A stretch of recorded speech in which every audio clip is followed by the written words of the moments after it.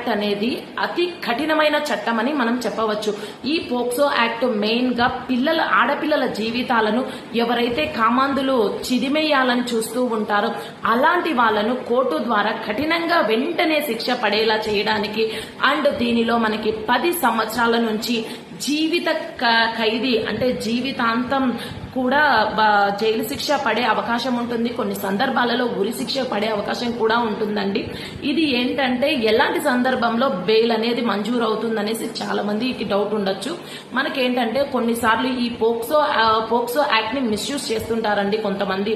So ఏంటంటే కొంతమంది fake కేసులు అనేది పెట్టేసి వాళ్ళని ఇబ్బంది పెట్టాలని చేస్తారు.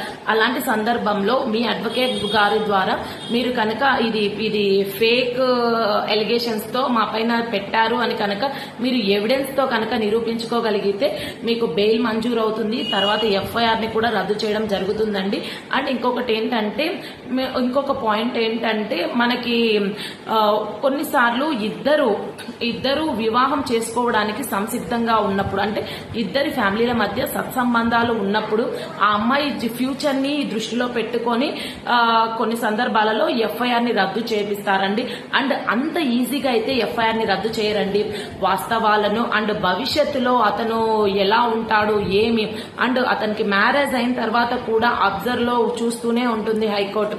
తర్వాతనే అతనికి కేసు అనేది ఎఫ్ఐఆర్ అనేది రద్దు చేయడం జరుగుతుందండి. అండ్ ఇంకొకటి ఏంటంటే కింది కోర్టులలో సెటిల్మెంట్ అనేది రాజీ పడటం చాలా కష్టము. ఓన్లీ హైకోర్టునే అప్రోచ్ అవ్వాలి. అది ఏంటంటే మనకి బిఎన్ఎస్ఎస్ సెక్షన్ 528 ప్రకారము హైకోర్టులో పిటిషన్ అనేది ఫైల్ చేపించి మీ వాస్తవాలను ఇద్దరు ఎందుకు రాజీ పడుతున్నారనే వాస్తవాలను మీరు హైకోర్టు ముందు ఉంచితే అన్ని పరిగణలోకి చూసుకొని అన్ని వెరిఫై చేసిన తర్వాతనే ఎఫ్ఐఆర్ ను అది కూడా 1% ఛాన్స్ మాత్రమే ఉంటుందండి సెటిల్మెంట్ అయ్యే కేసెస్ లో. ఎందుకంటే 99 కేసెస్ లో కంపల్సరీ శిక్ష అనేది కంపల్సరీ పడుతుంది.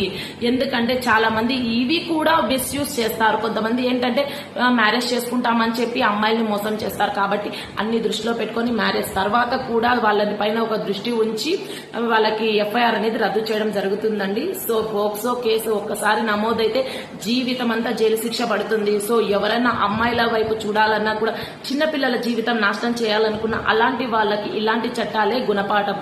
సో మరిన్ని ఇలాంటి అప్డేట్స్ కోసం మన పేజ్ ని లైక్ చేయండి, షేర్ చేయండి. ఏమైనా డౌట్స్ ఉంటే కామెంట్ బాక్స్ లో కామెంట్ చేయండి. Thank you.